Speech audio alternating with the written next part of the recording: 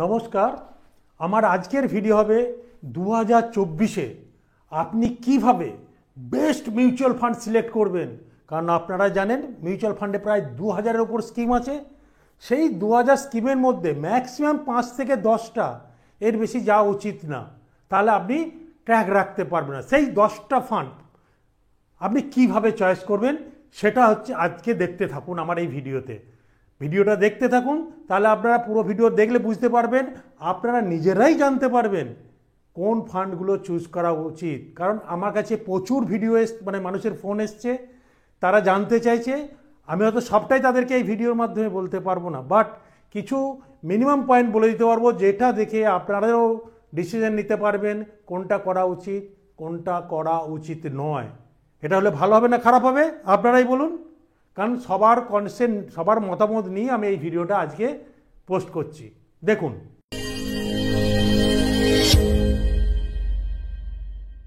প্রথম হচ্ছে আপনারা বলেছি 2000-এর ওপর মিউচুয়াল ফান্ড স্কিম আছে, তার মধ্যে 5 থেকে 10টা স্কিমকে বেছে নিতে হয়। কীভাবে বাঁচবেন? প্রথম কথা দেখবেন, keep faith on past history. ফান্ডগুলো পাস্টে কেমন পারফরমেন্সের করেছে সেগুলোকে আগে দেখতে হবে, আপনাদের দেখা উচিত। কারণ সেইটা বিশ্বাস করে আপনাকে এগোতে হবে। কারণ সেই পারফরমেন্স তারা করেছে বলেই তারা ভালো আজকের ডেটে বাজারে দাম পাচ্ছে, সেই জন্য তাদের উপর ফেথ রাখতে হবে। কারণ আপনি জানি না, আমরা যখন ফিক্সড ডিপোজিট বা লাইফ ইন্স্যুরেন্স করি তখন আমরা ব্যাংকের ওপর ফেথ রাখি বা ইন্স্যুরেন্স কোম্পানি আন্ডাররাইটিংদের ওপর ফেথ রাখি। সেম এখানেও আপনাকে ফান্ড ম্যানেজার বা সেই যে ফান্ডটা পারফর্ম করছে বা যে টিমটা পারফর্ম করছে, যে ফান্ড হাউস পারফর্ম করছে, সেটাকে বিশ্বাস রাখতে হবে।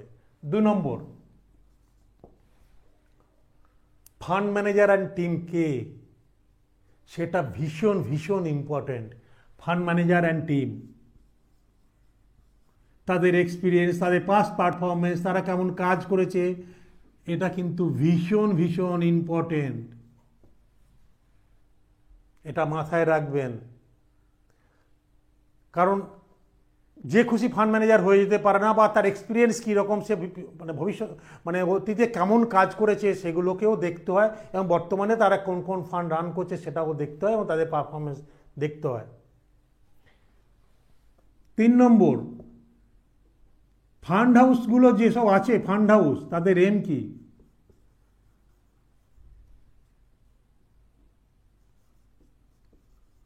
তাদের লক্ষ্যটা কি? তারা কোন সেক্টরে টাকা খাটাতে চায়, শর্ট টার্ম এম না লং টার্ম এম? সেগুলোকে আপনাদের বাছাই করে দেখতে হবে, কোন কোন সেক্টরে টাকা খাটাচ্ছে, কিভাবে খাটাচ্ছে, লং টার্মে না শর্ট টার্মে বড়লোক হতে চাইছে, সেগুলো কিন্তু দেখতে হয়। তার জন্য কি আছে, এগুলো দেখার জন্যে পয়েন্ট টু পয়েন্ট রিটার্ন কি হচ্ছে last 5 years, point to point return, এটাকে চেক করতে হয়, পয়েন্ট টু পয়েন্ট রিটার্ন। তাহলে আপনি জানতে পারবেন কোথায় ইনভেস্ট করছি, কি রিটার্ন দিচ্ছে। Point to point return last 5 years, last 5 ইয়ার্সে কি দিচ্ছে, এগুলো লিখে নিন, যদি কারো দরকার হয় লিখে নিন। লাস্ট 5 ইয়ার্সে কি রিটার্ন দিচ্ছে, এটা খুব খুব খুব দরকার। পয়েন্ট টু পয়েন্ট রিটার্ন কি? পয়েন্ট টু পয়েন্ট রিটার্ন হচ্ছে কারেন্ট ভ্যালু, যেটা ইনভেস্ট করেছে 5 বছর পরে, current value minus principal divided by principal amount, তাহলে পয়েন্ট টু পয়েন্ট রিটার্ন পাবেন। এটা জানা অত্যাধিক জরুরি। এবার সেটা তো করলাম, কনসিস্টেন্ট রিটার্ন কীভাবে দিচ্ছে লাস্ট 5 ইয়ার্স অ্যান্ড অ্যাবাভ, এটাও দেখতে হয়। কোনো বছর দারুণ দিচ্ছে, কোনো বছর মাইনাস দিচ্ছে না অ্যাভারেজ দিচ্ছে, কনসিস্টেন্ট রিটার্ন, এটাকেও আপনাকে দেখতে হবে।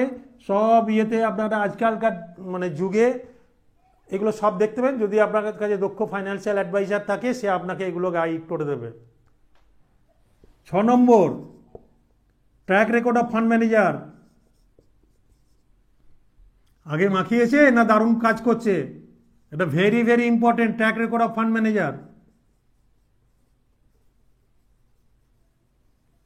এটা দেখে নেবেন ট্র্যাক রেকর্ড কীরকম আছে। যে ফান্ডটা, এটা তো এগুলো দেখলেন, সবগুলো লিখে নিন, যদি কারো অসুবিধা লিখতে পারেন। এবার আসছি 7 নম্বর, কি আছে, রেটিং অফ ফান্ড, ফান্ড ফান্ডের রেটিং কি, ফান্ডের র্যাঙ্কিং যদি না থাকে তাহলে আপনি বুঝতে পারবেন না ফান্ড কীভাবে পারফরমেন্স করছে। এটা প্রত্যেক কোয়ার্টাইল বলে একটা রেটিং হয়। র্যাঙ্কিং অফ ফান্ড মানে হচ্ছে এই ফান্ডটা কীরকম ধরে পারফরমেন্স করছে, একটা 1, 2, 3, 4, 5 এরকম কোয়ার্টাইল রেটিং হয় র্যাঙ্কিং অফ ফান্ড, এটাকে রেটিং বলে। এই রেটিংটা ধরুন আজকে কে খুব ভালো করছে, এই বছরে খুব ভালো করলো, তার রেটিং দেখাবে, কিন্তু পরে আজকে যে 1 নম্বর রেটিং আছে পরের বছর সে 1 নম্বর রেটিংয়ে নাও থাকতে পারে, 2, 3, 4, 5-এ চলে যেতে পারে। আবার যে 5-এ ছিল আগে এখন খারাপ এবছরে, বা সে পরের বছরে 2, 3 বা 1-এও চলে আসতে পারে। সেই জন্যে এভরি কোয়ার্টার ফান্ড হাউস থেকে ফান্ডের রেটিং বেরোয়। মিউচুয়াল ফান্ডের সেবি যেগুলো রুল আছে, আপনারা এগুলো দক্ষ পরামর্শদাতার সঙ্গে কথা বলবেন, তারা আপনাকে এইগুলো মানে শেয়ার করবে। কারণ এই রেটিংগুলোকে দেখতে হয়, তাহলে বুঝতে পারেন যে মানে সেই জন্য বললাম এইগুলো দেখে করলে আপনার মানে probability of gain is very very high.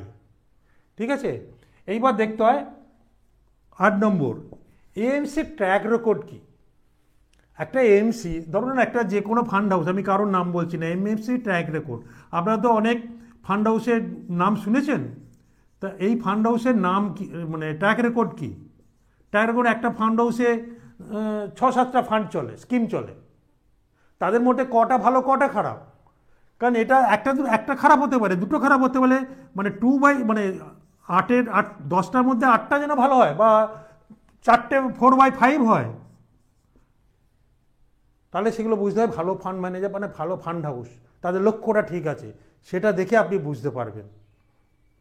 তার নম্বর হচ্ছে আপনি 9 নম্বর ডাইভার্সিফিকেশন অফ ফান্ড, এটাকে জানতে হয় ফান্ডগুলো কোথায় খাটাচ্ছে, কোন কোন সেক্টরে কীভাবে ডাইভার্সিফিকেশন অফ ফান্ড করছে, এটা খুব ইম্পর্ট্যান্ট একটা মানে ফান্ডের জন্যে বা স্কিমের জন্যে, সেগুলোকে নজরে রাখতে হয়। 10 নম্বর হচ্ছে fund history more than 10 years দেখতে হয়। Fund history more than 10 years মানে এগুলো হচ্ছে আমার মতামত, অন্য কারো মতামত অন্যরকম হতে পারে, এটা হচ্ছে আমার মতামত।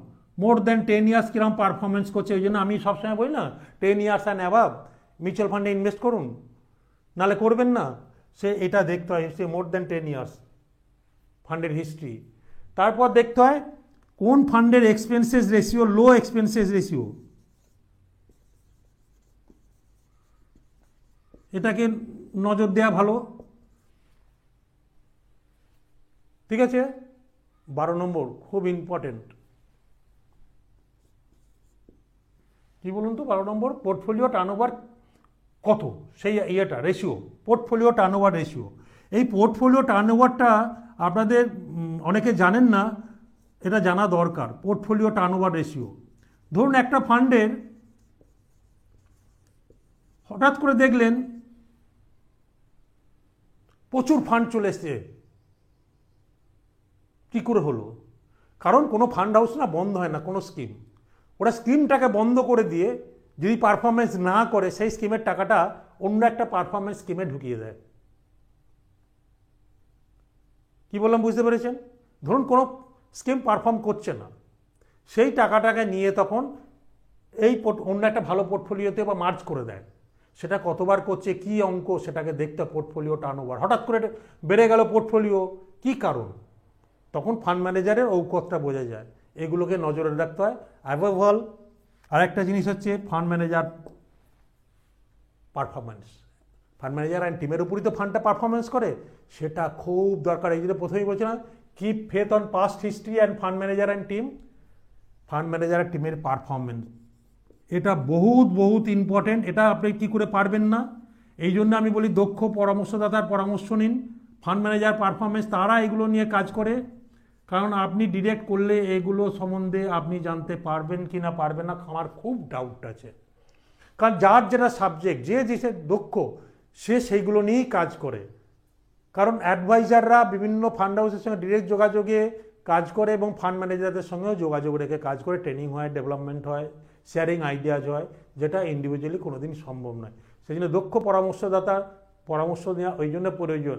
কারণ আপনি আরেকটা জিনিস মাথায় রাখবেন, আপনি যদি কাউকে লোন দেন, লোন দেওয়ার আগে না তার 10 বার ঠিকুচি কুষ্টি টাকা দেবে তো এসব ভাবেন।